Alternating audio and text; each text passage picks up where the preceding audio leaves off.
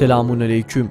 Bugün miladi 12 Temmuz 2022 Salı, Hicri 13 Zilhicce 1443.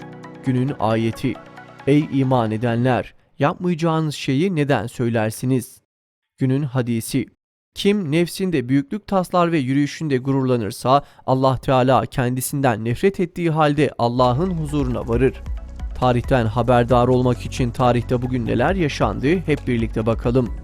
1878 Osmanlı Devleti Kıbrıs Adası yönetimini Birleşik Krallığa devretti.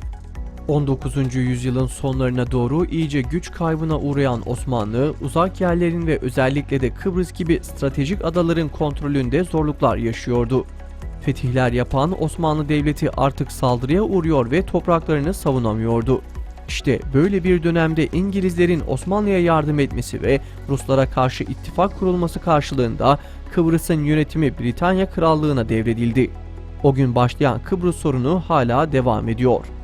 1932 Türk Dil Kurumu kuruldu. Türk milliyetçiliğinin zirve yaptığı ve Türkçeden başka dillerin yok sayıldığı bu yıllarda oluşturulan bu kurum, Türkçeyi Türkiye'nin bütün halklarına dayatma ve tek dil olarak kabul ettirme açısından önemli bir görev üstlenmiştir. Katı milliyetçiliğin egemen olduğu baskıcı politikalara bu kurumda Türk dili üzerinden destek sağlamıştır. Bu kurum önce Türk dilini Arapça ve Farsça kelimelerden arındırarak saf olarak ortaya çıkarmaya çalıştı. Ancak oluşan yeni durumda artık hiçbir şey konuşulamıyordu. Deyim yerindeyse Türkçe tamamen çıplak kalmıştı. 1993 Japonya'nın Tokyo Adası açıklarında meydana gelen ve Richter ölçeğine göre 10.5 şiddetindeki depremin sebep olduğu tsunami 3000 kişinin ölümüne neden oldu.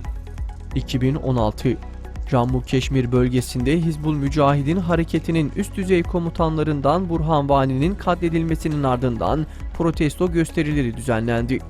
Hindistan askerlerinin göstericilere saldırması sonucu çıkan olaylarda 30 kişi hayatını kaybetti.